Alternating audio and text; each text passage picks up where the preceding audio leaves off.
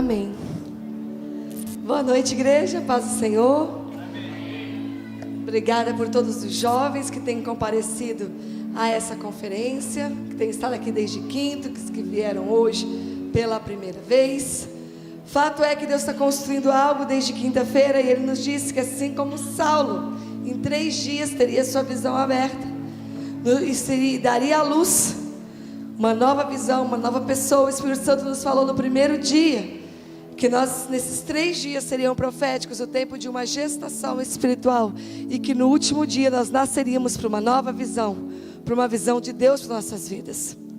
E nós temos aí agora então a incumbência de fazer esse parto, fazer com que nós venhamos a nascer uma geração de pessoas, uma geração de jovens tomados pela visão. E se eu disser alguma vez uma geração de jovens, não se exclua pela sua idade, né? Primeiro que esse tema não tem idade, e segundo que jovem é uma questão muito mais de uma condição interior do que a data de nascimento da identidade. Amém? Vamos construir algo juntos? O que eu vou pregar literalmente foi construído junto ao longo de um tempo que nós hemos meditado nesse tema junto com o Ministério de Jovens, onde os jovens têm trazido palavra, têm trazido revelação, têm enchido o meu espírito com palavras. Quem esteve aqui hoje à tarde sabe que eu estou falando uma verdade, do qual eu compilei muitas coisas e transformei através do Espírito Santo numa palavra, para nós estarmos encerrando essa conferência. Um grande peso de responsabilidade em trazer esse tema. É muito forte você falar para uma geração: Deus está nos chamando para sermos tomados por uma visão. Deus está nos chamando para que nós nos rendamos primeiro a Cristo. Não se trata mais de nós, se trata dele em nós. E agora o Senhor parece que Ele vai mais profundo. Parece que o Senhor vai mais além com as nossas vidas. Vocês se renderam a Cristo, vocês já declararam, já se entregaram na cruz, vocês já morreram com Cristo, vocês já declararam que não vive mais nós, não vive mais eu, mas Cristo vive em mim, Cristo vive em nós. E agora Ele fala: tá bom, vocês morreram e ressuscitaram em mim. Hoje não se trata de vocês, mas se trata da minha vida em vocês. Então deixa eu te falar, tem algo a mais. Me entrega a tua visão. Se não se trata de você, toma a minha visão. Para quem nasceu de novo em Cristo, Ele tem uma visão. E essa visão, na sua maioria, já está dada. A visão já está posta. Claro que não por completo, claro que tem mais a falar, claro que tem mais a revelar, claro que Deus vai continuar construindo uma visão neste lugar, mas fato é que a visão já está dada. E que tremendo, o Espírito Santo me falava enquanto a gente preparava essa conferência, que tremendo ter visão. Que tremendo ter visão. Coisa triste é não ter visão. Quem tem visão tem propósito. Quem tem visão tem destino. Quem tem visão tem motivo para acordar todos os dias vibrando pela vida, porque tem uma visão, tem algo a mais que nos move. Quem tem visão tem razão para viver. Quem tem visão tem razão para ser feliz todos os dias, independente das circunstâncias. Tem uma locomotiva no seu interior que te move todos os dias. Quem tem visão não é errante. Quem tem visão não está perdido. Quem tem visão não está enganado. Quem tem visão não é paralisado. Independente de circunstâncias, dificuldades, problemas, inseguranças ou medos, quem tem visão tem vida para viver todos os dias com intensidade. Com intensidade. Nós somos intensos. Deus está me falando de uma geração intensa, uma geração vibrante. Eu venho nessa noite para romper com a apatia. E Deus me fala de uma geração intensa em vibração pela vida. A visão dá fôlego de vida, vontade de viver, disposição para viver. Nós somos uma geração cheia de vida. Cheia de vida. A visão gera vida. E nós vamos romper com a apatia. Romper com a apatia. Porque nós temos revelação, nós temos compromisso, nós temos verdade. E eu estou falando do ministério que eu mesmo tenho cuidado junto com o Gleison. Nós temos sim muita seriedade, extremo compromisso, entremos em obediência, mas nós temos estado apáticos. E o Senhor está rompendo com isso nesses dias. O Senhor levanta uma juventude vibrante neste lugar, de vibração, uma juventude de vida, que emana vida, que exala vida. Eu não sei onde eu tenho errado, onde nós temos errado, porque eu e o Gleice não somos apáticos. Posso estar enganada, mas não nos vejamos, não vemos apáticos. Se uma coisa que o apóstolo não é apático, mas nós vamos gerar, levantar, ativar pelo Espírito uma geração de jovens vibrantes. E isso vai chegar nos teens, isso vai chegar nos adolescentes.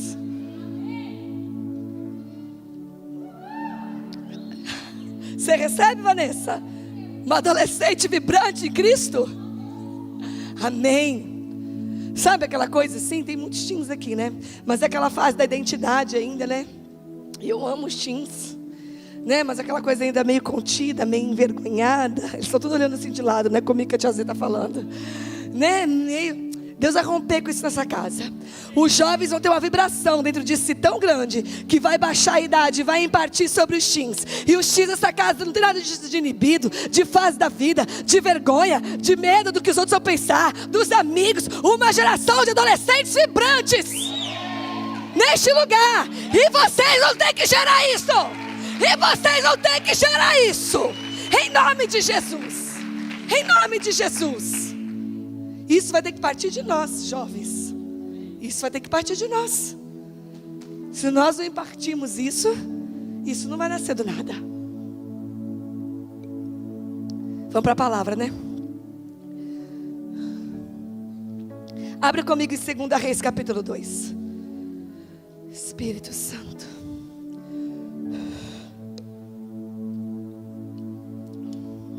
Eu não posso gastar minha voz toda no começo, né?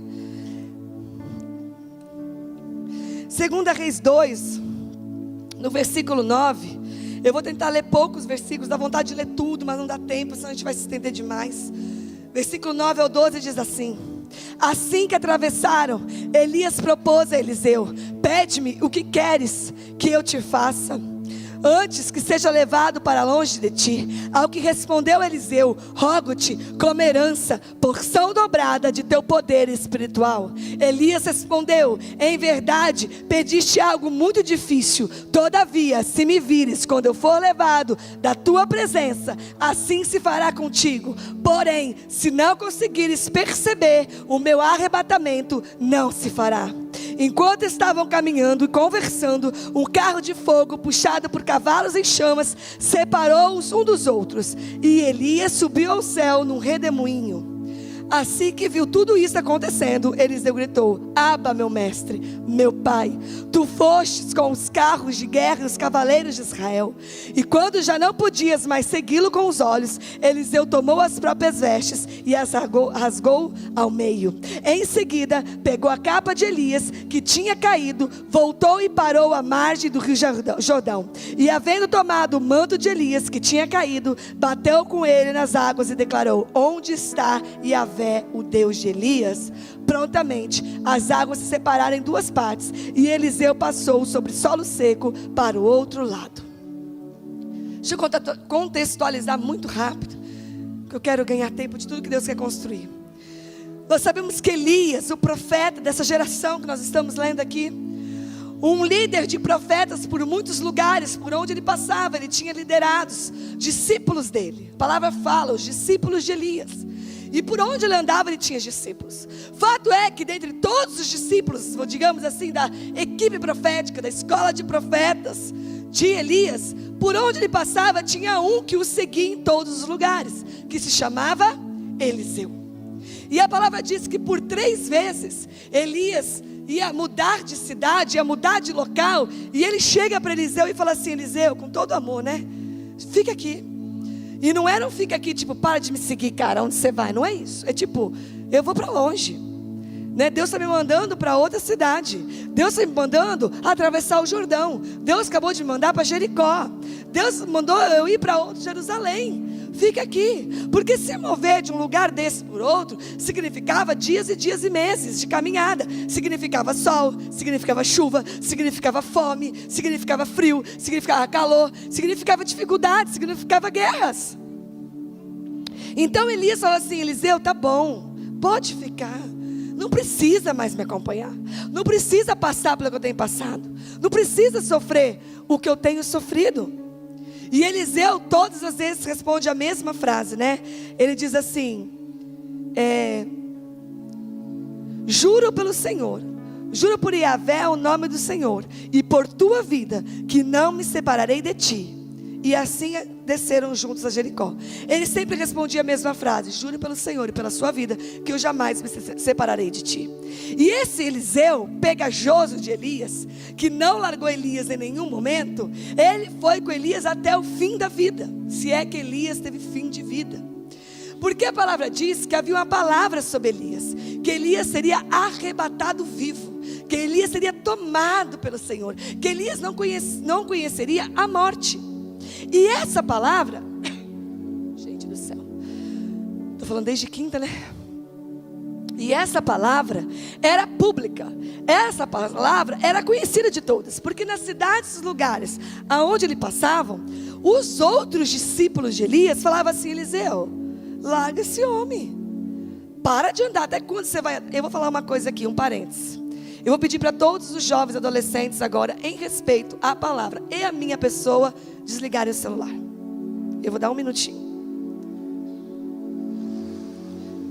Tem sido comentado quantos adolescentes têm ficado no templo maior e ficam no celular. E eu vou usar da minha autoridade hoje. Eu vou pedir para todos os jovens adolescentes desligarem o celular. Amém? Vocês podem até não me ouvir, mas olhar para o celular não.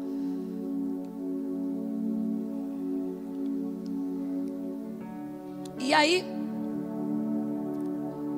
onde eu estava, né?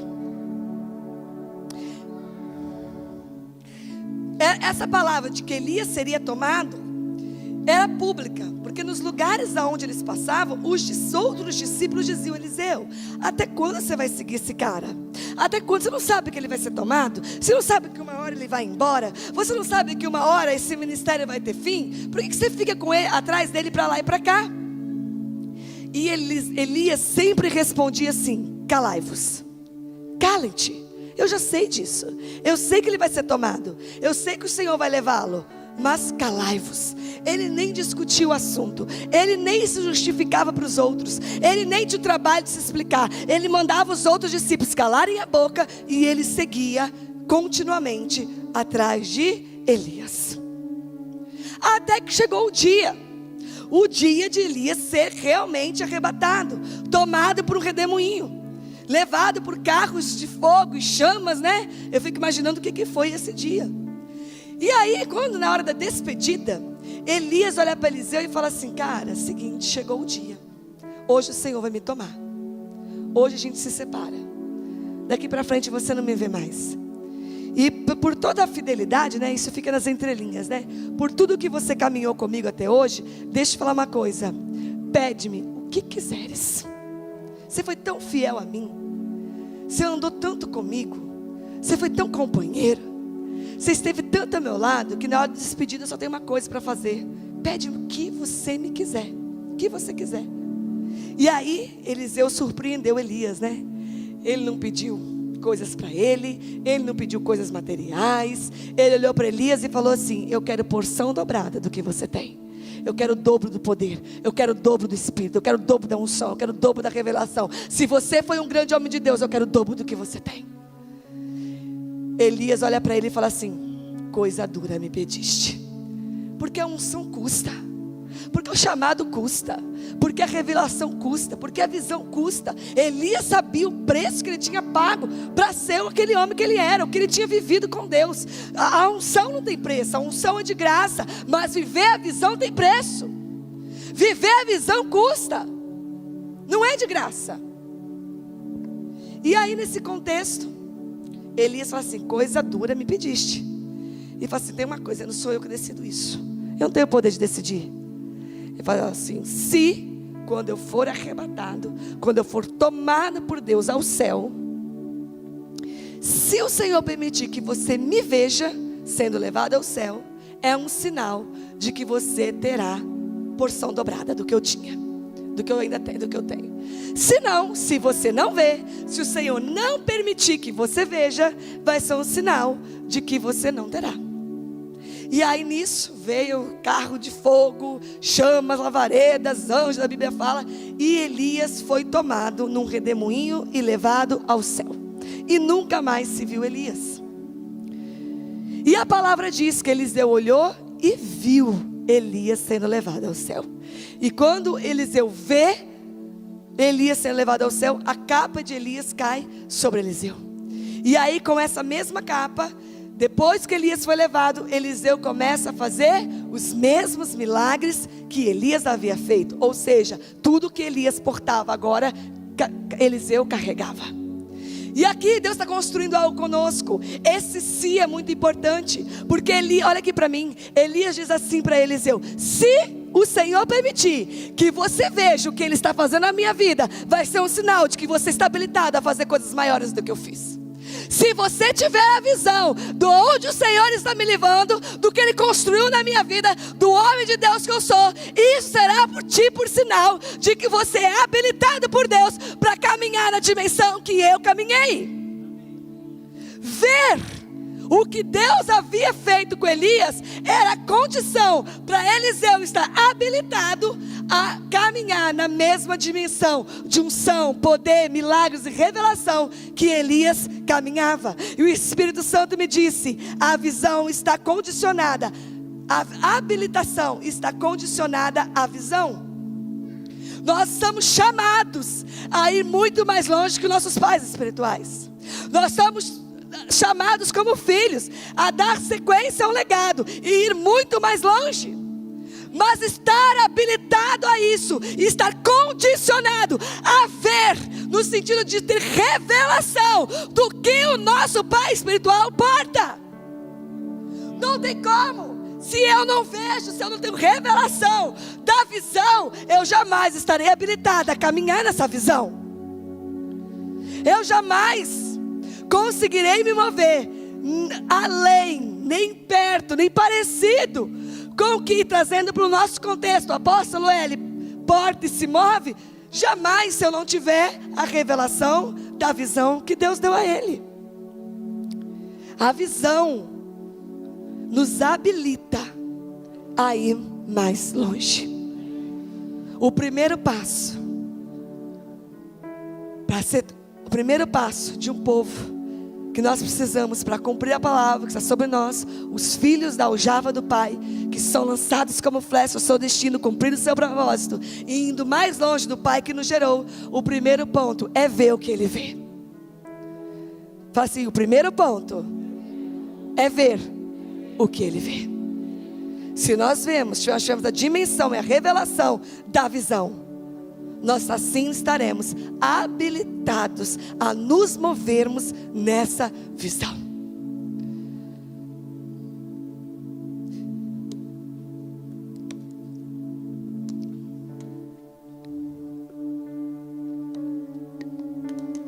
E Deus tem levantado neste lugar uma geração que consegue ver o que o Pai porta nessa casa. E essa geração, mais do que ver, tem sido tomada por essa visão. Deixa eu te dizer uma coisa.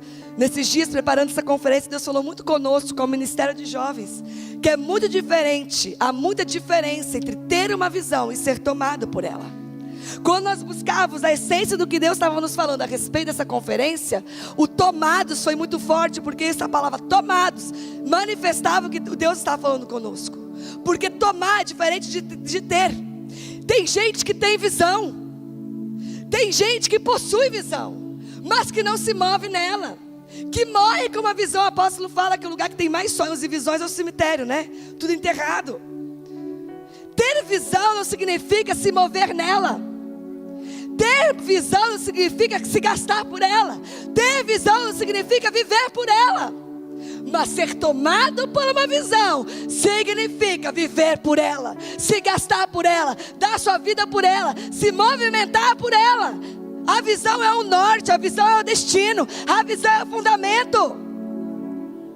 Ser tomado é diferente de ter. Nós podemos conhecer a visão, é diferente de ser tomado por ela. Eu posso ter 20 anos de sonho de Deus e estar cansado, como dizem, careca, de conhecer a visão. Não significa que eu fui tomada por ela. Eu posso estar sentado aqui todo domingo, receber as palavras, ser abençoado, ter meu casamento melhorado, meus filhos sendo cuidados, departamento de teens, virando jovens, fazendo corte, desfrutando de tudo que Deus tem nesse lugar. E não tem problema nenhum nisso, mas Deus está chamando uma geração a ir mais fundo nesse lugar. Nós fomos chamados para conhecer a visão. Nós somos chamados para saber de cor e salteado o dia, a hora, o momento, o segundo, e de que forma. Deus falou com o apóstolo Eli: Taubaté é terra de adoradores. Nós somos chamados para sermos tomados por essa verdade e nos movermos nisso e construir Taubaté, terra de adoradores. E isso é ser tomado por uma visão. Ter é muito pouco para nós. Ter uma visão é muito pouco nesta casa, porque os líderes dessa casa não têm visão, eles foram tomados. Conhecer a visão é muito pouco. E eu declaro que os jovens dessa casa não se contentem em conhecer a visão. Conhecer é muito pouco, conhecer é muito raso. O Senhor nos chamou para sermos tomados por ela. Para isso o Senhor tem nos chamado.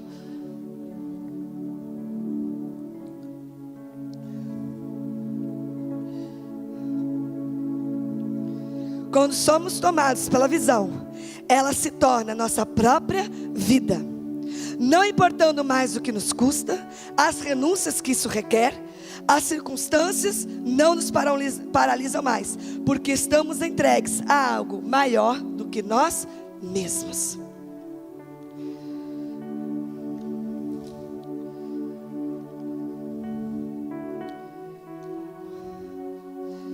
E o Espírito Santo me disse que a revelação da visão custa, esse custa entre aspas, andar junto. A revelação da visão custa andar junto. Quantos e quantos quilômetros a pé, de dia e de noite, no sol, no frio, na chuva, no calor, Eliseu andou com Elias. A revelação da visão custa andar junto. E a pergunta é: o que é esse caminhar junto? Caminhar junto é muito mais do que estar perto e vir para a igreja todo culto. Caminhar junto é muitas vezes enfrentar frio, às vezes o sol quente, às vezes, e o Espírito Santo me fazia um paralelo com Elias, né? Nós conhecemos a palavra. Às vezes dormir na casa de uma viúva que gentilmente prepara um quarto, ou às vezes dormir ao lado do Rio Jordão. Não era assim a vida de Elias? Um dia a viúva fez um quarto e falou assim: sei que você é homem de Deus, dorme aqui. Não é assim a história da viúva, que ele teve que ressuscitar o filho depois? Mas um dia ele estava dormindo ao lado do Rio Jordão. Caminhar junto é às vezes ter que comer às vezes ter que comer para comer. Não, caminhar junto é às vezes ter o que comer, e muitas vezes pedir o último bocado de farinha de uma viúva pobre. Não foi assim a vida de Elias? Ou até mesmo ser alimentados pelos corvos. Às vezes, ter pessoas fiéis enfrentando situações ao seu lado, como ele tinha Eliseu. E às vezes se sentir tão sozinho, a ponto de achar que ninguém cria mais no que ele cria. Lembra de Elias? Não tem mais ninguém, Senhor, eu estou sozinho. Ele falou: não, se levanta, tem mais. Vou te mostrar que tem mais. Isso é andar junto com Elias. A revelação da visão custa andar junto. Andar junto é um desfrutar de uma presença que te imparte algo, mas é um andar. A revelação da visão custa um andar junto na dimensão de que eu estou com você aonde você estiver. Estou do seu lado naquilo que você estiver passando, seja o que for. Isso é o andar junto. A revelação custa a ajuda do apóstolo Eli. Não é ir com ele na sexta-feira depois da intercessão no Tunico, né? Todo mundo conhece esse caminho aí do apóstolo Eli. Não é esse andar junto, de sentar ao lado dele para comer um lanche e ouvir-lhe falar da parte de Deus? Claro que sim, parte. Mas o andar junto, que o Espírito Santo está nos falando, é outro nível de andar junto. É esse andar junto que desfruta e que paga o preço daquilo que custa. É esse andar junto. Porque andar junto quando tudo está bombando é fácil. E quando ele mesmo testemunhou e contou aqui, quantas juras de amor eterno, de pacto, ele já ouviu de pessoas nessa casa. Assim como Pedro, jamais te negarei. E só piscar os olhos e cadê? A pessoa negando. Vou embora, porque o barco está afundando. E eu não vou afundar junto. Isso não é caminhar junto. Caminhar junto é estar junto quando é dia de festa e dia de apedrejamento. É quando você encontra alguém lá fora que elogia o sonho de Deus, e quando você encontra quem critica o sonho de Deus, é aí que mostra a sua resposta, com quanto você anda junto. A sua postura determina se você anda junto ou se você não anda junto. A revelação custa andar junto. Quantos querem andar junto? Cuidado com a empolgação nessa noite.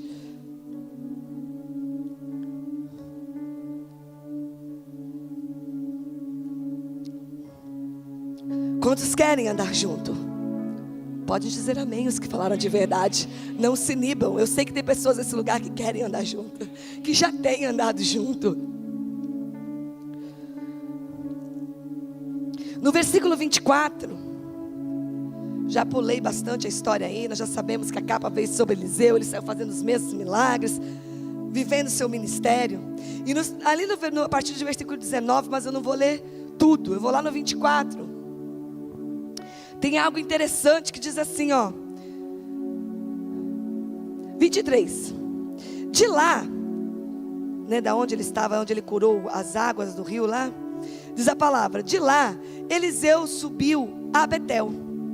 Ao subir pelo caminho, os rapazinhos que saíram da cidade, em alguma Bíblia fala, em algumas versões fala uns meninos, e em outras versões fala uns jovens, que saíram da cidade, zombaram dele, exclamando, volta careca, suma daqui careca.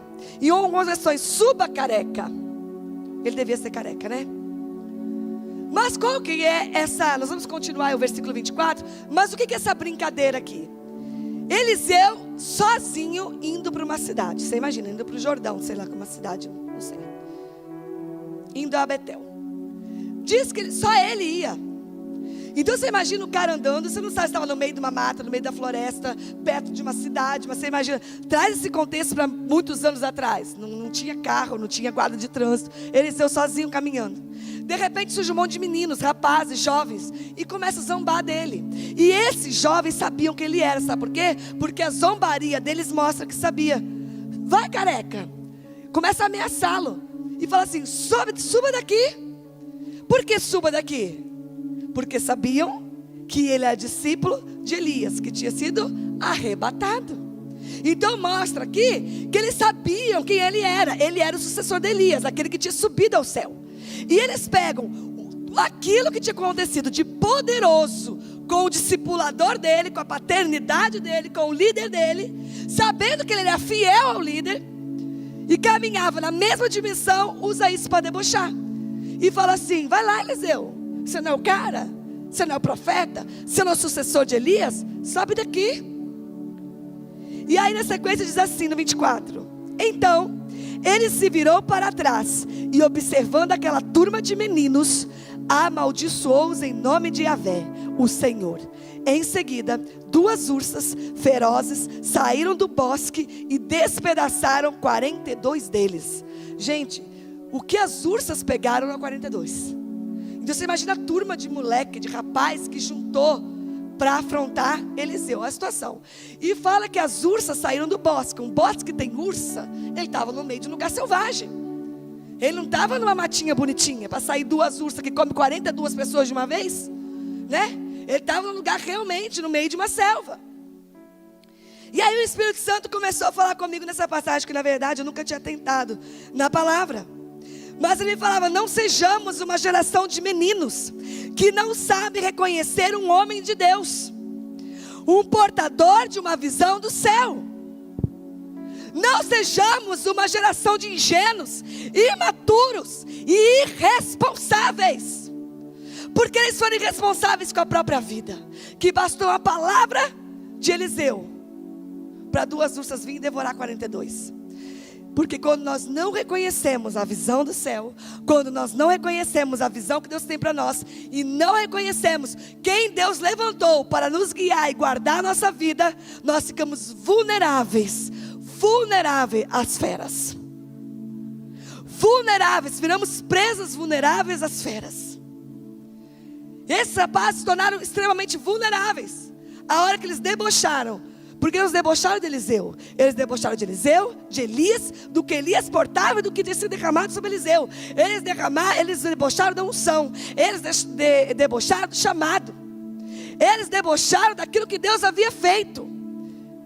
Eles debocharam do propósito, da visão que Eliseu tinha recebido de Elias. Foi disso que eles debocharam. E debocharam dele como pessoa, por não reconhecer como um homem de Deus. Que não venhamos a sermos comidos pelas feras, pelos animais selvagens, por falta de revelação, temor e referência. Quando eu não entendo uma visão, eu me acho no direito de criticar uma visão. Quando eu não entendo uma visão, eu me acho no direito de debochar de uma visão. E aí eu viro uma presa fácil para ser consumida. A minha própria vida. Então nós temos uma visão na casa, chamada corte. E eu não entendo. E por não entender, eu entro no campo da discordância, eu entro no campo da crítica. E eu me acho no direito, eu me acho na autoridade, eu me acho nas condições de entender a ponto de criticar. Você pode tomar sua decisão sobre isso. Isso não é uma regra, isso não é imposição. Como nós dizemos nessa casa, a corte é um caminho mais excelente. Mas nós colocarmos numa posição de deboche de quem tem a visão da corte, ri disso, se coloca numa posição de crítico disso, e começa a caminhar sozinho, alheio ao que Deus está fazendo, alheio do que Deus está construindo. Eu mesmo me coloco numa posição de presa fácil, entende? Que nós não sejamos uma geração de irresponsáveis, meninos irresponsáveis, que não reconhecem uma visão, que não conseguem olhar para um homem de Deus e reconhecer que ali vai muito além do que o homem de Deus. Ali tem uma visão da parte de Deus para esse tempo e para essa geração. Porque nós temos sim um homem de Deus nessa casa, mas nós temos muito mais do que um homem de Deus nessa casa. Nós temos um homem de Deus que porta uma visão. E a visão, ela nos dá destino, ela nos orienta. Você não tem o propósito de vida, tem sim. Senta conosco, senta o apóstolo Hélio e fala qual a visão que o senhor tem para a igreja de Cristo, para a face da terra nessa geração. Dali você vai começar a descobrir qual é o seu propósito. Porque o Senhor não te conectou a essa casa por brincadeira, por ser mais um sentado no banco. Se o Senhor te colocou nesse lugar, você faz parte de um projeto que não é uma denominação, é uma visão de Deus para este tempo, para essa geração e para as futuras gerações. Então você tem visão, você tem propósito, você tem destino, você tem motivos para viver. Amém?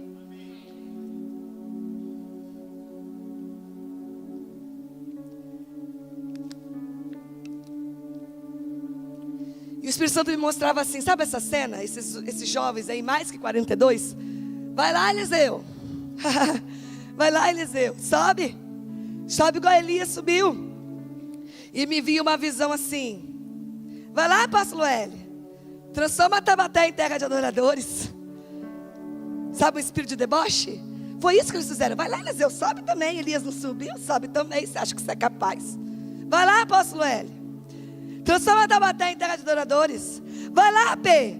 Tá pensando que vai mudar a história das crianças do mundo por causa do FAP? Vai lá, P. Tá pensando que fazer o bem não cansa? Vai lá, B. Leva então o sonho de Deus no mundo através da rica. Você entende o que esses jovens fizeram? Você entende que muitas vezes nós não fazemos de uma maneira decidida, objetiva, com esse nível de clareza, mas nós fazemos no nosso coração?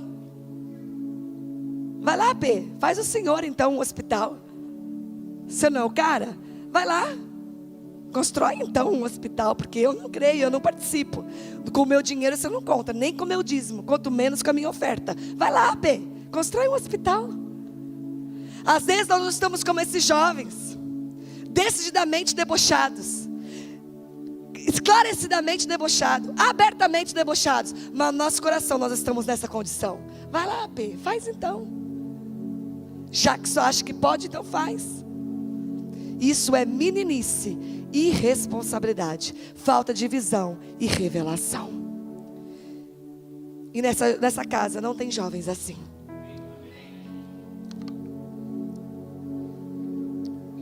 E o Espírito Santo me disse: quem é tomado pela visão se torna um conquistador.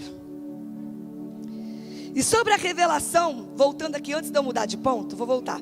Sobre a revelação da visão, custa andar junto, você ver a visão.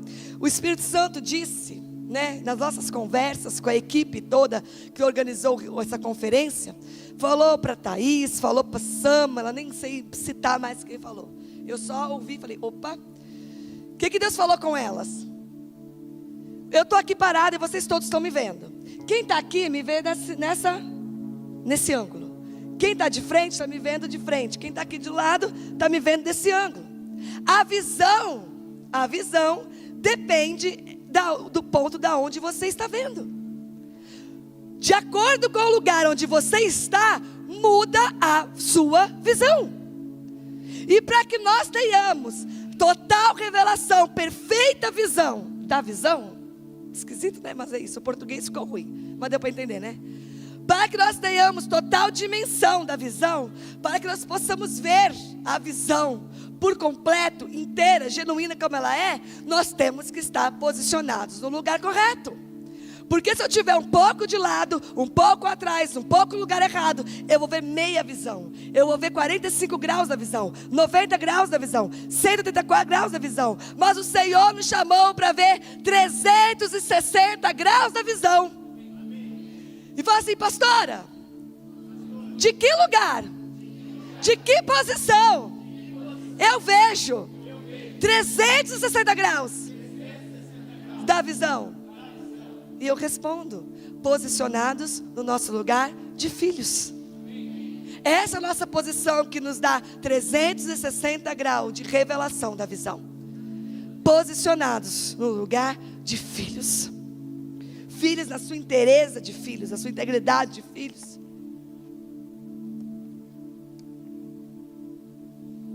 Uma visão que o apóstolo L cansa de dizer que não é dele.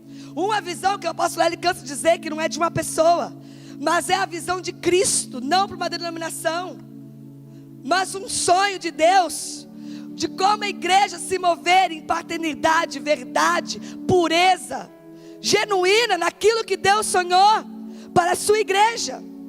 Uma igreja, uma visão de uma igreja que se move, que conquista, que avança, sempre com o objetivo de chegar em pessoas.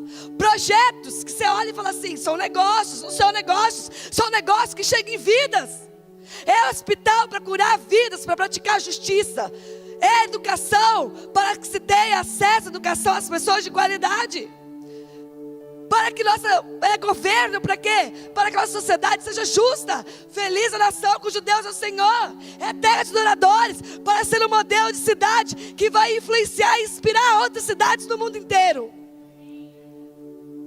É rica para quê? É para expandir, é para avançar os projetos, o sonho, a visão, a palavra de Deus para os quatro cantos dessa terra. É sempre para chegar em vidas. E sempre, como hoje alguém disse aqui, acho que foi o Bruno. O Bruno disse assim, o Bruno Rapper, a partir de Cristo, para que nós não nos tornamos manipuladores da visão. Se é no nosso eu, na nossa pessoalidade, na nossa visão pessoal, você recebe a visão, você sabe a visão, você conhece a visão, e você se move na visão a partir de você mesmo, você se torna um manipulador da visão. A visão de Deus conforme os meus interesses.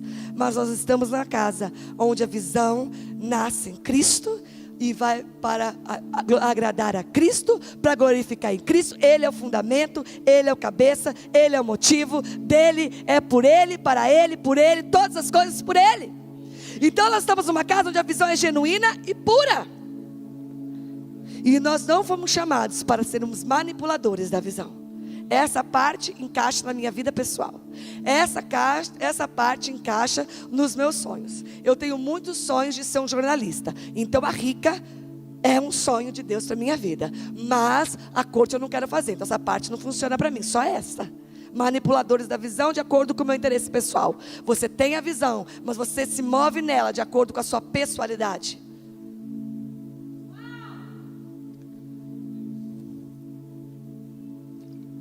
Obrigada.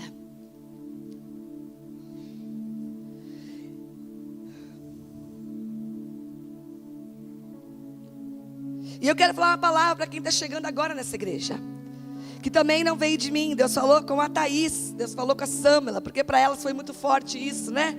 Porque elas estão participando da construção dessa conferência. Só que são pessoas recém-chegadas na casa. As duas têm 1 ano de casa, né? E elas falaram assim, a Thaís falou numa das nossas reuniões, ela disse assim: é muito forte para mim ser tomada pela visão do qual eu não participei da construção. E você fala assim, Taubaté é terra de adoradores. Nós estávamos aqui no dia que a orquestra foi montada, que Deus falou com o apóstolo Hélio, ele pegou o microfone e falou: Deus acabou de me dar uma palavra, que Ele está trocando o nome dessa cidade. Taubaté a partir de hoje é terra de adoradores. Então existe um povo que tem participado da construção. Né? Você pegar aí nos 14 anos que eu tenho o privilégio de fazer parte dessa casa, muito do que a gente fala de visão, eu estava aqui no momento e na hora que Deus falou, o apóstolo Eric falou, outra pessoa, a visão tem sido construída. E nós temos sido participantes. Mas talvez você está chegando nessa casa recentemente e você não fez parte da construção da visão, do que Deus já revelou de visão até aqui. Mas é tremendo, porque a visão, você não precisa estar no dia que ela foi revelada. Você precisa simplesmente se permitir ser tomado por ela. Não importa se você está conhecendo a visão hoje, se nesses dias Deus está te mostrando que você faz parte de uma casa que porta uma visão. E importa que você se permita ser tomado por ela. Porque Deus te trouxe, te conectou a este lugar, porque você faz parte sim dessa visão. Você é uma peça importante da construção dessa visão, da movimentação dessa visão. Tem muito que ser edificado dessa visão. Tem muito que tem que ser feito dessa visão. E todos nós fomos chamados a ser tomados por ela. Amém.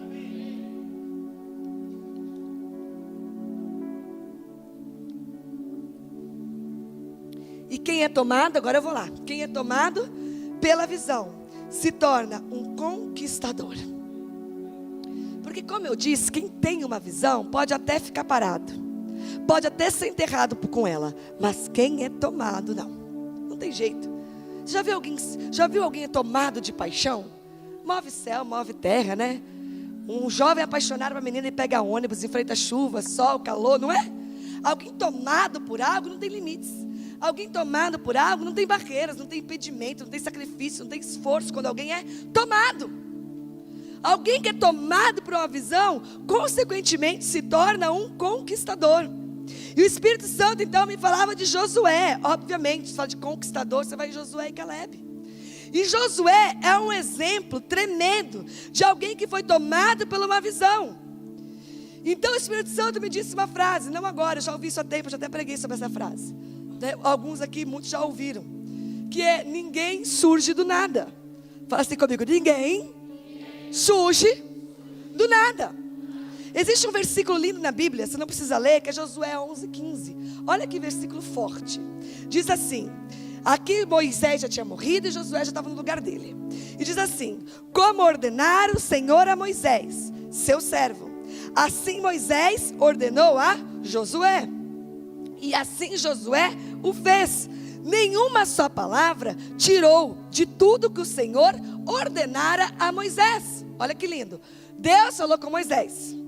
Moisés falou com Josué. Josué foi o cara que tinha que fazer. Tinha que entrar em Canaã e começar a conquistar a cidade. E a palavra diz que nenhuma só palavra Josué tirou de tudo o que o Senhor ordenara a Moisés. Olha o nível de fidelidade desse cara. Moisés estava morto e Josué estava fazendo tudo o que Deus havia falado por Moisés. Sabe qual é a diferença? A diferença é que hoje Deus fala com o apóstolo Hélio e testifica no meu espírito. E mesmo assim a gente ainda briga. A gente se bate por dentro. Vai orar que Deus vai testificar. Aquilo que você não entende, aquilo que parece loucura aos seus olhos, vai lá no seu secreto e vai falar com Deus para ver se Deus testifica ou não testifica. Só que nós estamos falando do velho pacto. Josué cumpriu de fazer tudo que Deus tinha falado a Moisés. Josué tinha ouvido Deus pessoalmente, face a face, descendo numa nuvem em cima da montanha? Responde para mim. Não. Ele caminhou com Moisés. E ele sabia que Moisés era um homem de Deus. E ele recebeu de Moisés o que Deus havia falado. E fez tudo quanto Deus havia dito. Ele não tinha o Espírito Santo para testificar. Você entende o que eu estou te dizendo? Você entende o que eu estou te dizendo? Ele não tinha o Espírito Santo para testificar. Agora, eu vou te dizer. Ele, depois que virou o sucessor de Josué, olha para mim. Depois que ele virou o sucessor de Moisés, ele passou a ser fiel a esse ponto? Acordei de manhã, sou o sucessor, Moisés morreu, a partir de hoje eu sou muito obediente, muito fiel. É assim que Deus levanta um homem de Deus? Não. Então vamos relembrar 2 pontos da história. 2 pontos. Um dia, Deus chama Moisés para o alto da montanha para entregar lá as leis. Vocês conhecem de Bíblia mais do que eu, sabem das referências do nome da montanha, das leis. Mas sei que ele levou alguns homens com ele, que ficaram no pé da montanha vigiando. Você imagina, dia e noite, no pé da montanha, comendo o quê? Bebendo o quê? Rio, não sei, comendo animal, comendo fruta, sei lá, sol, chuva, tenda, não sei, dias e dias. E a palavra diz que Moisés demorou muito mais do que previsto, né? Deus foi falou em Moisés, nada de descer. E quando Moisés desceu, o que tinha acontecido lá no arraial? Lá onde estava o povo, lá com Arão, lá com o líder Arão. O que o povo tinha feito? Apertaram Arão, e Arão cedeu, não aguentou a pressão, e fizeram um bezerro de ouro. E quando Moisés desce, Josué, inocente, esperando ainda sozinho embaixo da montanha, fala assim: tem festa no arraial, vamos lá, Moisés. E Moisés, não se engane, não é festa nenhuma, eles se corromperam. Eles estão adorando é outra coisa. Só que a palavra diz que só havia um que tinha ficado embaixo da montanha. Só tinha um que não estava no arraial adorando o bezerro de ouro. Só tinha um que não tinha deixado de vigiar com Moisés. Só tinha um que não tinha desistido de ficar no pé da montanha esperando Moisés voltar. Quem é esse único um? Quem é esse único um? Josué. Fala assim: ninguém surge do nada. Vamos lembrar outra passagem? 12 espias. Moisés, Deus dá orientação para Deus. Divide lá, vão lá. 12 de cada tribo, um de cada tribo, os 12 espiar a terra prometida. E lá volta os 12. 10, olha, é tudo até verdade. Os frutos são grandes, né? A terra realmente é boa, ela mana leite e mel, mas tem uma coisa. As cidades são fortificadas, os homens de lá são gigantes, são guerreiros. Nós jamais vamos conseguir possuir aquela terra. O que o povo faz? Começa a pegar pedra e fala assim: nós vamos matar Moisés. Porque nós estamos aqui nessa peleja, ano após ano, com tudo que nós passamos, com uma história de que Deus havia falado para ele que nós íamos possuir a terra existe, a gente chega aqui e agora vem me dizer que a gente não vai possuir nada, que a gente vai ter que guerrear e morrer, porque as cidades são fortificadas e os homens são valentes. E todo mundo lá, o povo, milhares e milhares, começa a pegar pedra e fala: se prepara para apedrejar Moisés. Nisso, 2 pessoas entram na frente, rasgam suas vestes, ficam nus na frente de Moisés. Imagina Moisés aqui e Josué e Caleb aqui, nus. E fala: parem! E protege Moisés para que as pessoas não apedrejem. E fala assim: nós também estivemos lá. E é verdade. As cidades são fortificadas, os homens são valentes. Não vai ser fácil não. Mas se tão somente o Senhor se agradar de nós, nós entraremos lá e a possuiremos. E o povo acalmou. E Deus, o que Deus fala? Por 3 vezes, ninguém mais que viu aquela terra, além de Josué e Caleb, vão entrar nela, porque eles foram os únicos que creram. Creram, e a Bíblia diz assim: neles tinha um espírito diferente. Creram no quê? No que eles creram? No que Deus havia falado a Moisés. Eles viram o perigo, eles viram as cidades fortificadas, eles viram os gigantes, mas eles falaram assim: só não desagrademos a Deus, porque o que Ele prometeu a Moisés, Ele vai cumprir a nós. E Deus fala assim: ninguém entra lá, a não ser esses 2. E nós sabemos que Josué e Caleb foram os conquistadores, líderes, né? Josué à frente, Caleb com ele até o final da vida, que nós sabemos que com 80 anos, Caleb ainda estava conquistando a cidade ao lado de Josué. 40 anos depois disso, ainda estava conquistando a cidade ao lado de Josué. Foram os 2 líderes da conquista das cidades, e que tiveram a oportunidade de dividir entre eles, por liberado por Deus, as melhores terras. Eles receberam as melhores heranças. Quem é tomado por uma visão, se torna um conquistador. Porque quem é tomado por uma visão, vê gigante, vê gigante. Vê muro alto, vê muro alto. Tem dificuldade financeira? Tem dificuldade financeira. Passa por enfermidade? Passa por enfermidade. Passa por desavenças na vida? Passa. A vida te surpreende com coisas que você não imaginava que ia acontecer? Surpreende. É tirado do seu chão, muitas vezes é tirado do seu chão. Nós não estamos imunes a nada. Mas quem é tomado por uma visão, é tomado por algo maior do que si, maior do que seus problemas, maior do que suas circunstâncias, e nada paralisa. Por isso se torna um conquistador. Uma hora conquista, uma hora Deus entrega, uma hora Deus faz, uma hora Deus cumpre o que prometeu. Mas você tem que estar na sua posição. 40 anos depois, com 80 anos, Caleb estava lá: Josué, lembra de mim? Continuo do seu lado, eu quero a melhor terra, me dá por herança. E Josué fala: ok, é tua melhor terra. Você está até hoje do meu lado conquistando, até hoje sendo obediente. Eles viram o que os outros viram. Os outros não estavam loucos. Era verdade que era muito difícil. Mas esses 2 tinham sido tomados pela visão.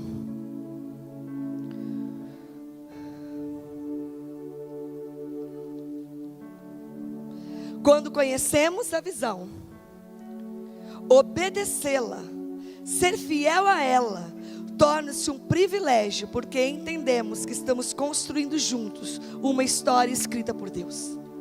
Eu vou repetir.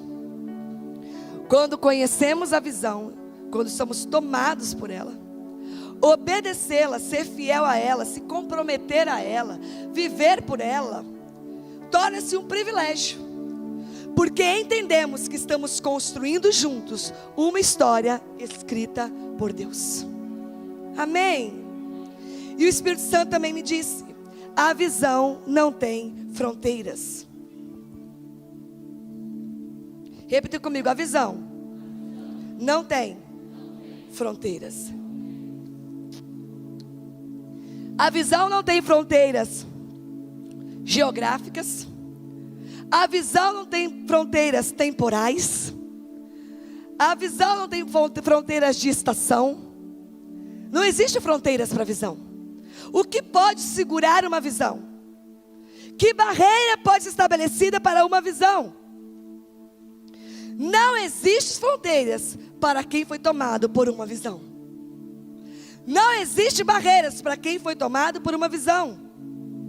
Quem é tomado pela visão, não tem limite de tempo e espaço, pois a visão não tem fronteiras e não tem limites. Quando você é tomado por uma visão, você se torna alguém sem fronteiras. Nesses dias Deus está falando sobre isso. Falou muito conosco no retiro de mulheres sobre isso.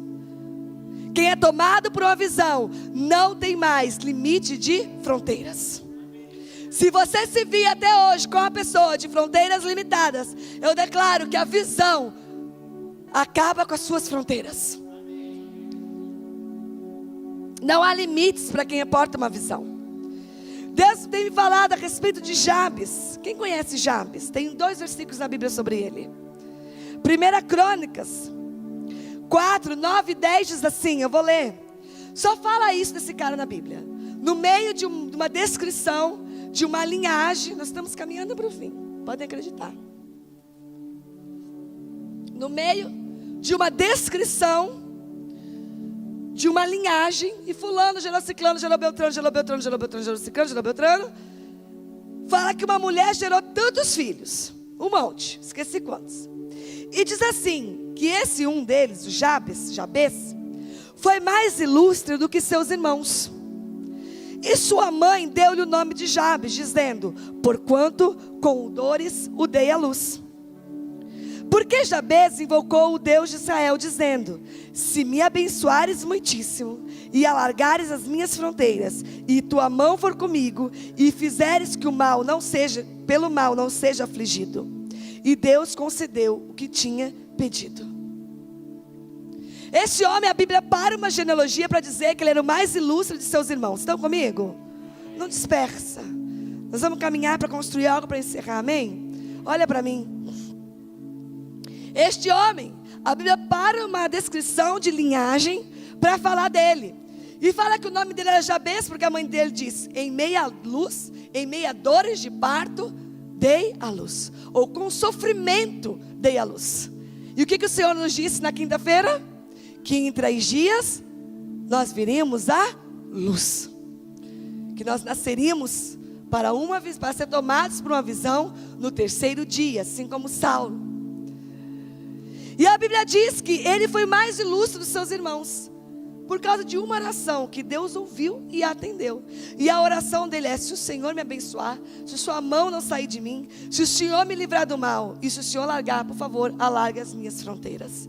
E a Bíblia diz, e assim Deus fez. Jabes, o Espírito Santo me dizia, quando estava preparando a palavra para o retiro de mulheres, gerado com sofrimento, mas que não tinha limite de fronteiras. Um homem que tinha no seu nome a marca do seu nascimento, porque com sofrimento eu dei luz. E um homem que foi o mais ilustre de todos seus irmãos, porque pediu ao Senhor que as suas fronteiras fossem alargadas. E o Espírito Santo me disse que aquilo que é gerado do sofrimento tem as suas fronteiras alargadas. E o Espírito Santo fala muito comigo, que neste lugar, muitas vidas, muitas pessoas, nós mesmos, e muitos filhos, muitos projetos, muitos sonhos, têm sido gerados em meio a sofrimento. Mas tudo aquilo que é dado à luz com sofrimento, não tem limites de fronteiras. O hospital não está sendo gerado dado à luz e com tranquilidade. Tem milhões na conta sobrando aí de alguém, para gerar do dia para a noite um hospital? Ou vai estar sendo um parto a fórceps, com luta, com sofrimento para dar à luz? O Efatá Online nasceu. Está sendo fácil escrever 100 páginas cada professor, gravar a aula, um desafio. Vocês não imaginam o que é para nós que estamos gravando. Eu nem estou gravando ainda nada, nem comecei direito, mas já tem um pessoal bem avançado. Gente que tem 2 filhos, gente que tem 3 filhos, gente que trabalha, gente que tem emprego, tem profissão, tem filho, tem mulher, tem marido, tem tudo. E tem se dedicado a gerar um filho que não tem mais limite de fronteiras. Quantos de nós foi gerado e tem sido gerado em sofrimento? Quantos de nós tem sido difícil caminhar? Quantos de nós Deus tirou do meio do sofrimento e falou, vem cá, tu és meu filho, você vem à luz comigo. Vem cá que eu vou em meio ao sofrimento, eu estou te arrancando para te dar a minha vida. Tudo que é gerado com sofrimento não tem mais limites de fronteiras. É gerado no sofrimento, mas não é para manifestar sofrimento, é para manifestar a vida de Cristo.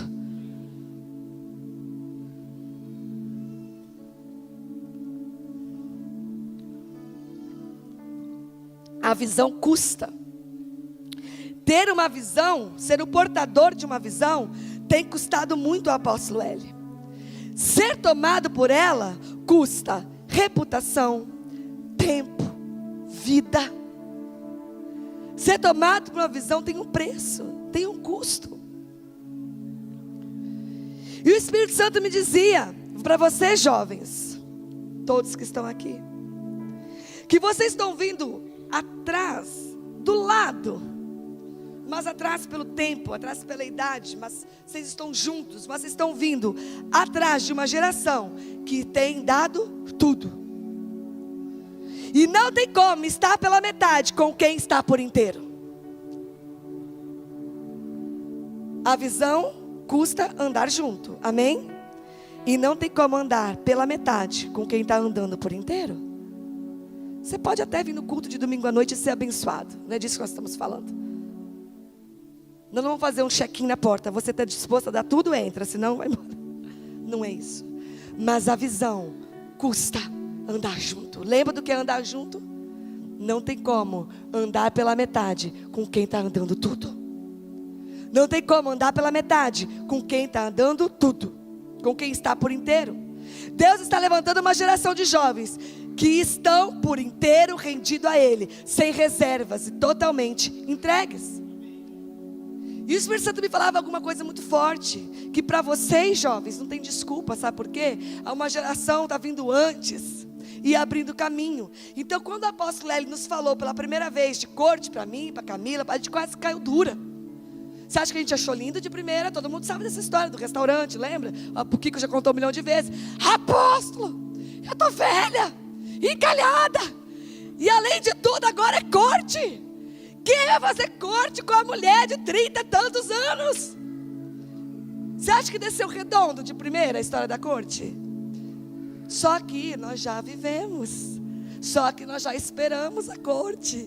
E vocês sabem das histórias que Deus fez com todos. Você sabe o que Deus fez na minha vida. Sabe o que fez a profeta Camila. Você sabe o que Deus fez com o Gleice, com a Stephanie. Sabe o que Deus fez com a pastora Luciana Gomes, com a Sheila. E tantos exemplos nessa casa. Da forma que Deus tem unido pessoas, construído matrimônio, juntando propósito. Enfim, não há desculpas. Você entende? Difícil andar pela metade com quem está andando por inteiro. Amém, jovens? Amém.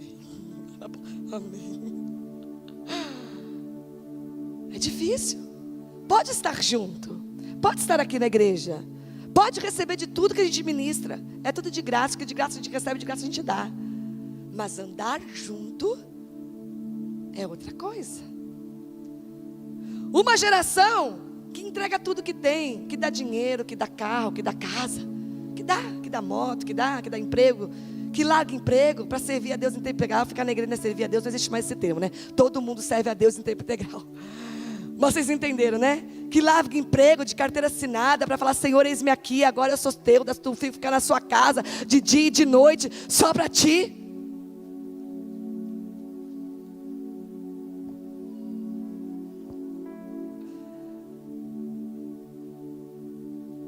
Como caminhar pela metade com quem está caminhando por inteiro? Amém?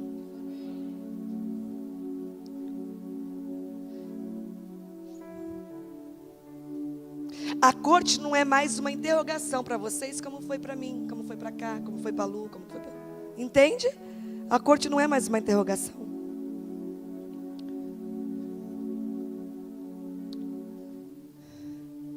Quando uma geração vai na frente, abre o caminho e acabam-se as desculpas.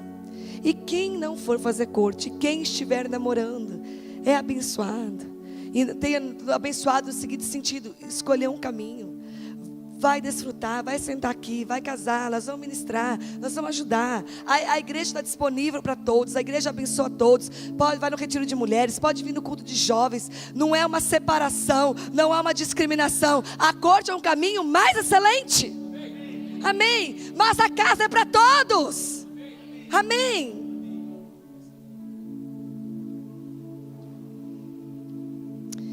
E aí nós vamos encerrar aonde a fé começou. Em Atos 9, Paulo, o que teve a visão restaurada em 3 dias, e nunca mais foi o mesmo. Tomado por uma visão, após ficar cego 3 dias. Atos 9.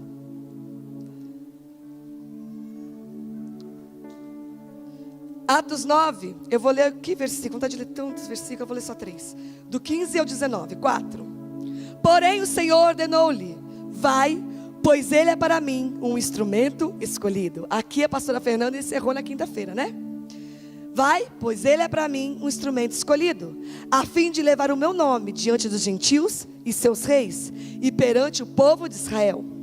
Revelarei a ele tudo quanto lhe será necessário sofrer por causa do meu nome. Então Ananias foi, e entrando na casa, impôs sobre ele as mãos, declarando: irmão Saulo, o Senhor Jesus, que lhe apareceu no caminho por onde vinhas, enviou-me a ti, para que tornes a ver e fiques plenos do Espírito Santo. Imediatamente lhe caíram dos olhos algo parecido como escamas, e ele passou a ver de novo. Em seguida, levantando-se, foi batizado, e depois de alimentar-se, ganhou novas forças, e passou vários dias na companhia dos discípulos em Damasco. O Espírito Santo me disse que essa casa é como a casa de Ananias. O que foi a casa de Ananias na vida de Saulo? Encontrou com o Senhor, uma luz, ficou cego. O Senhor pega e fala para ele assim: vai em tal lugar, na casa, e procura Ananias. Eu já vou falar com ele que você vai estar lá. Saulo, o perseguidor, o que matava milhares e milhares de cristãos, a palavra diz. Aí Deus vai lá e fala com Ananias. Fala: Ananias, um discípulo, né? Ananias era um dos discípulos. Ananias, Saulo vai vir aqui, recebe ele na sua casa. E Ananias fala assim: o quê? Receber Saulo? O sanguinário? Ele diz isso na palavra: na minha casa? Estou fora, com outras palavras. E Deus fala assim para ele: Ananias, recebe, pois ele é para mim, como que a palavra diz? Um instrumento escolhido meu. Recebe o cara.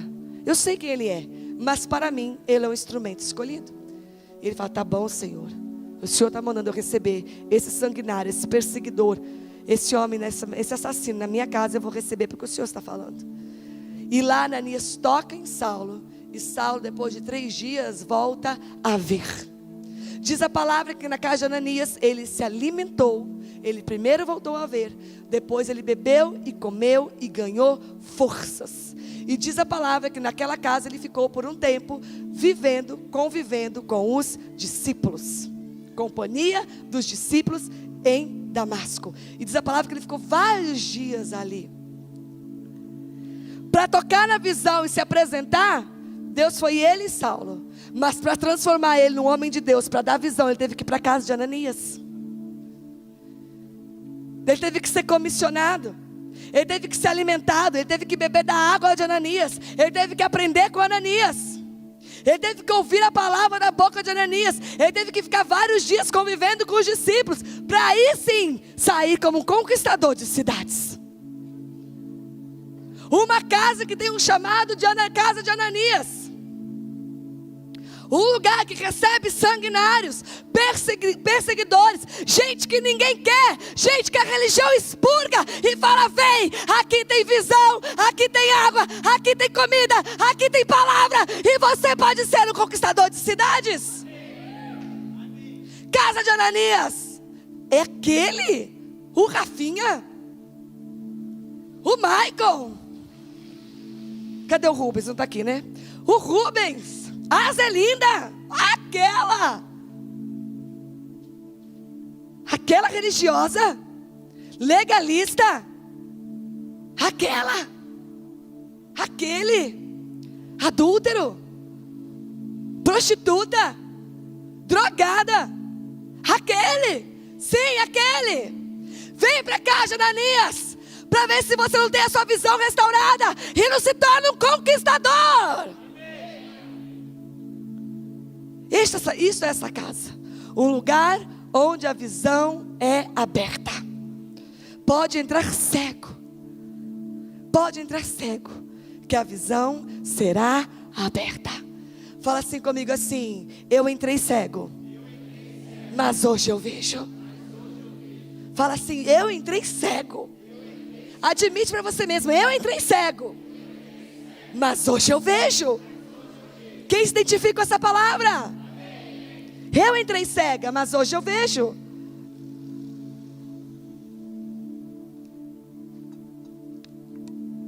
E versículo 16 diz assim: eu revelarei a ele tudo quanto lhe será necessário sofrer por causa do meu nome. Deus diz para Ananias: ele vai entender o poder que há em sofrer por mim, mas eu vou transformar ele em um conquistador de cidades. Alguém que tem a sua visão aberta, alguém que é tomado por uma visão, como Paulo foi, se torna um homem sem fronteiras, um conquistador de cidades. Eu estou profetizando uma geração de jovens conquistadora de cidades. Quando você recebe essa palavra, jovens sem fronteiras, conquistadores de cidades.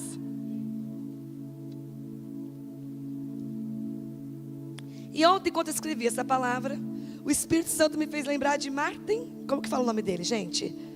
Martin Luther King. Eu não sabia que esse homem era um pastor, eu só sabia que ele era um político. Eu sabia do discurso dele, eu sei da história, mas que ele era um pastor eu não sabia. E eu lembrei dele por causa da frase: eu tenho um sonho. O considerado o maior discurso da humanidade, né? Eu tenho um sonho. Um dos maiores, porque tem o do... esqueci o nome do também lá, o outro negro. E ele, no discurso dele, em 1963, diz assim, ó: eu tenho um sonho. Intitular o nome do discurso, né? Resumir o discurso em uma frase: eu tenho um sonho, que os negros e os brancos andassem em irmandade e sentassem na mesma mesa em paz.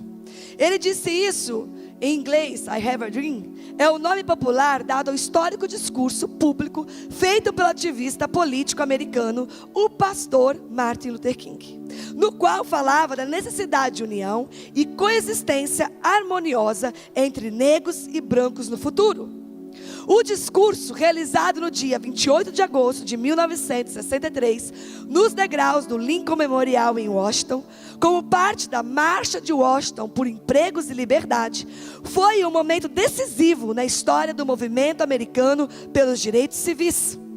Feito em frente a uma plateia de mais de 200 mil pessoas que apoiavam a causa. O discurso é considerado um dos maiores na história e foi eleito o melhor discurso estadunidense do século XX numa pesquisa feita no ano de 1999. De acordo com o congressista John Lewis, que também fez um discurso naquele mesmo dia, como o presidente do Comitê Estudantil da Não Violência, o cara que estava do lado dele e também discursou, ele era o presidente do Comitê Estudantil. E ele estava lá, do lado de Martin Luther King, e também falou nesse dia. Ele só era um presidente de comitê estudantil.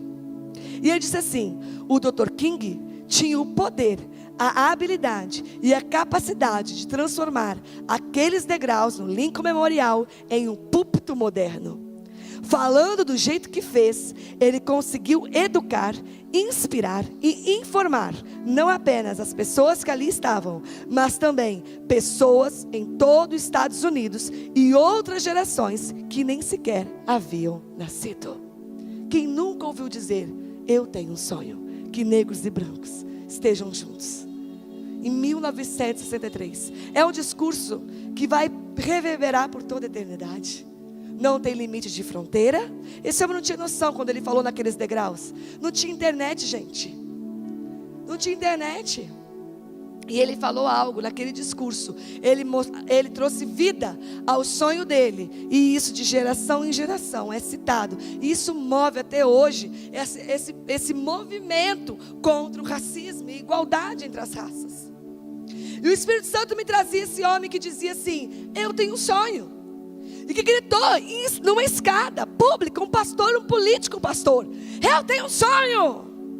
E inspirou 250 mil pessoas naquele dia. E inspira gerações até hoje. E o Espírito Santo me dizia: nós temos um sonho. Não é o apóstolo Hélio somente. Fala assim: nós temos um sonho. Se coloque de pé. Nós temos um sonho. E nós vamos discursar hoje para o mundo espiritual ouvir. Mas nós não podemos ficar discursando para o mundo espiritual a vida inteira. Você entende o que eu estou dizendo? Nós não podemos ficar discursando para o mundo espiritual a vida inteira. Os nossos discursos têm que ir para as escadas. Os nossos discursos têm que ir para as praças. O nosso discurso tem que ir para as escolas. O nosso discurso tem que ir para a Câmara dos Deputados. O nosso discurso tem que chegar nas embaixadas. O nosso discurso tem que chegar aos nossos sonhos dos ministérios. Nós não podemos seguir discursando para o mundo espiritual. O Senhor falou isso muito conosco no Retiro de Mulheres. Pessoas que influenciam os governos deste mundo. Que sonho nós temos? Eu vou dar algumas dicas. Mas eu gostaria que pessoas neste lugar se levantassem e declarassem onde está. Nós temos um sonho. E você do seu lugar, você declara um sonho que nós temos como casa. E eu vou começar dizendo que nós temos um sonho. E você diga amém ao final. Que toda criança tenha apoio e suporte para concluir sua carreira acadêmica com sucesso e sem contaminações. Isso é um sonho. Que Taubaté seja reconhecida mundialmente como uma cidade modelo, transformada pelo poder da adoração ao único Deus verdadeiro. Amém. Nós temos um sonho, que toda a terra viva em alegria, justiça e paz. Amém. Que toda a igreja cristã tenha sua centralidade em Cristo. Amém. Nós temos sonhos. Que sonho você tem? Que sonho nós temos? Quem pode discursar, como aquele pastor naquele dia, um sonho que vai reverberar e trazer movimentos práticos através das nossas vidas, que vão transformar as cidades, que vão transformar os governos? Fala assim: nós temos um sonho. Nós temos um sonho. Nós somos tomados pela visão. Que sonho nós temos, Gleison? Que sonho nós temos, Dani? Que sonho nós temos, Ana? Jovens, que sonho nós temos, Rafinha? Nós estamos sendo tomados pela visão. Que sonho você tem, Lê? Quais são nossos sonhos? Quem pode declarar aí: eu tenho um sonho?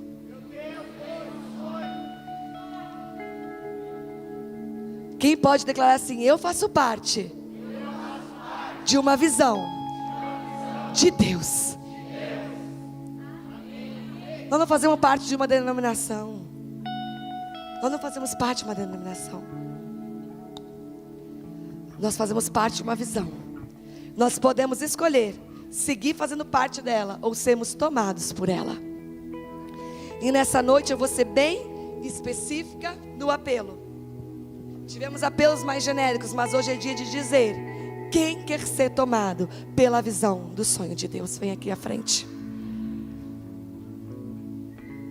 Se o louvor puder me ajudar.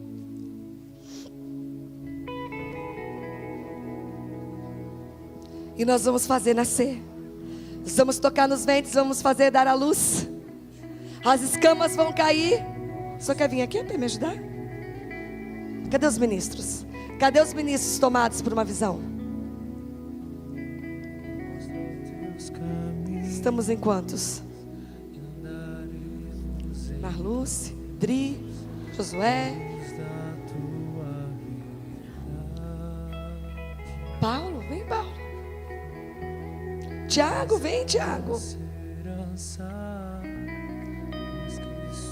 Aurileia, Pati. Toma um bom número. Tiago, Vanessa, cadê a Vanessa? Estamos num bom número. E nossa oração nessa noite é para fazer vir a luz. Amém, ministros? Fazer vir a luz uma geração, pessoas tomadas por uma visão. Deus nos diz que no terceiro dia as escamas cairiam. E assim como Paulo, nós seríamos tomados por uma visão. Está nascendo neste lugar uma geração tomada pela visão. E eu louvo a Deus por ter adolescentes aqui na frente ainda, teens. Isso fala de algo muito poderoso. Isso fala de uma outra geração que já está vindo atrás dessa geração de jovens, que já está caminhando junto e que também já tem sido inspirada e tomada por uma visão. E nós vamos orar, ministros, nessa perspectiva de gerarmos pessoas, dar luz a pessoas hoje que são tomadas pela visão. Amém? Nós podemos orar.